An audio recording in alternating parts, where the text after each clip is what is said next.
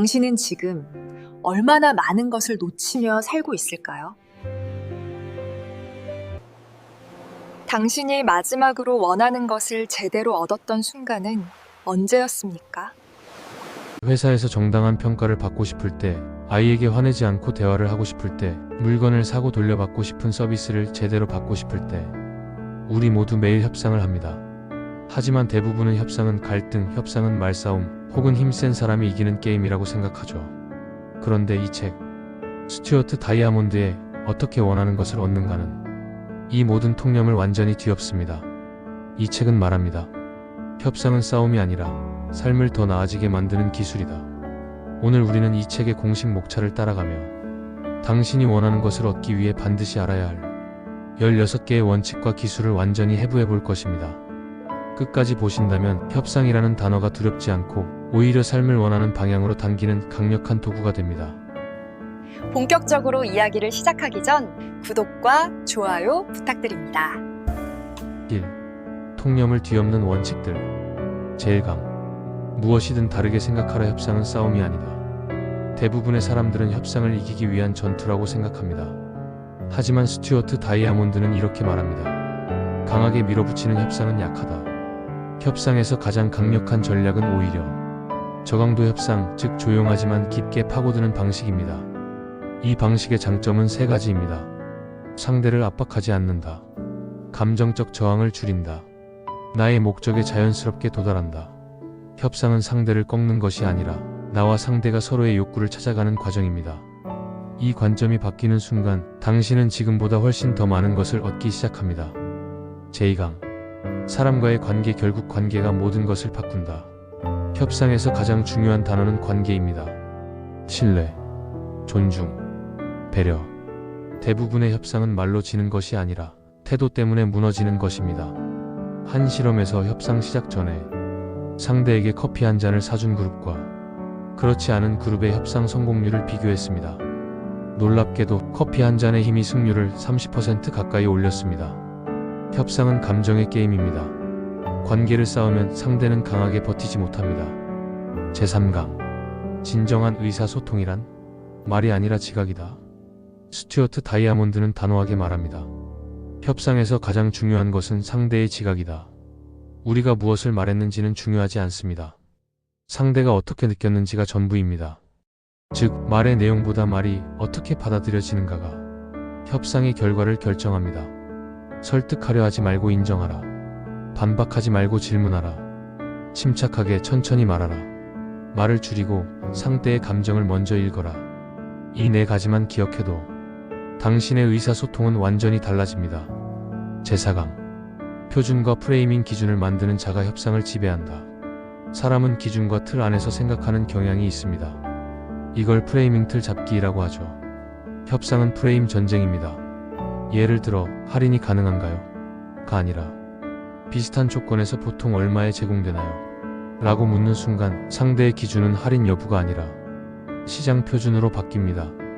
프레임은 내가 유리한 방향으로 판 전체를 기울게 만들 수 있습니다.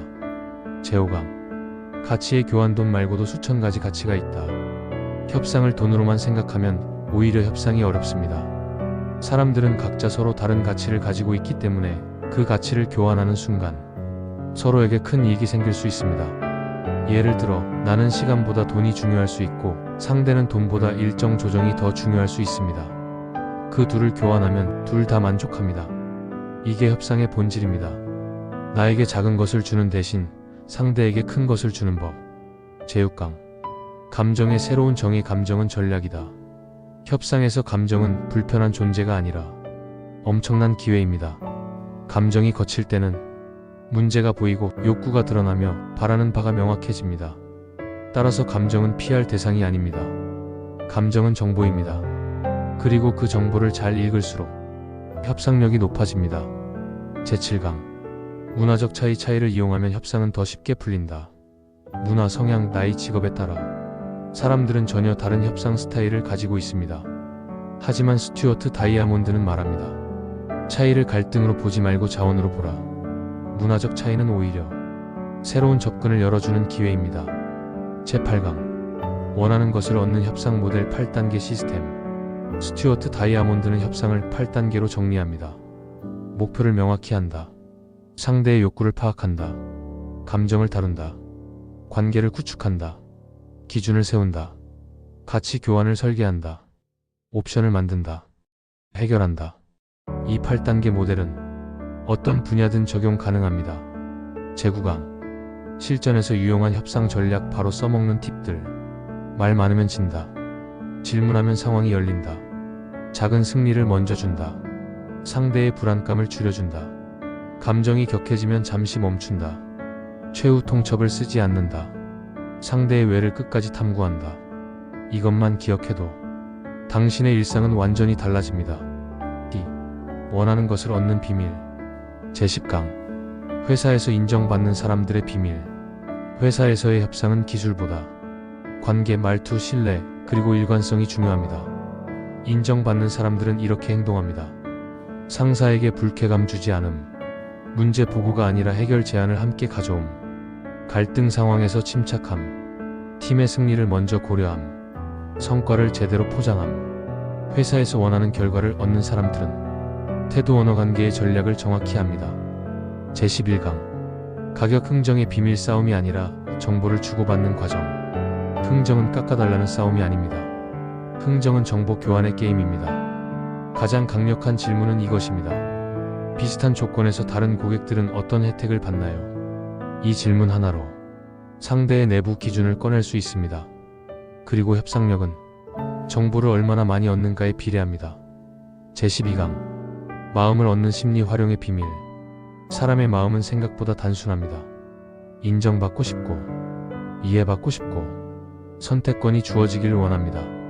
따라서 상대의 마음을 얻는 가장 빠른 길은 상대의 감정을 먼저 말해주는 것, 선택지를 2개 주는 것, 작은 부탁을 먼저 하는 것. 심리는 협상을 움직이는 엔진입니다. 제13강 자녀 교육의 비밀. 협상은 아이에게도 통한다. 아이들은 요구보다 감정에 민감합니다. 그래서 아이에게는 논리로 설명하는 대신 공감과 선택권이 가장 큰 힘을 발휘합니다. 숙제해. 숙제 먼저 할래? 10분 쉬고 할래? 그만해. 너 지금 화난 것 같아. 맞지? 아이들은 감정을 인정해주는 순간 저항을 내려놓습니다. 제14강 원하는 서비스를 얻는 비밀. 고객센터나 업체와의 협상에서 가장 중요한 것은 단 한 가지. 나는 적이 아니다라는 메시지를 보내는 것. 먼저 이해를 표현하기.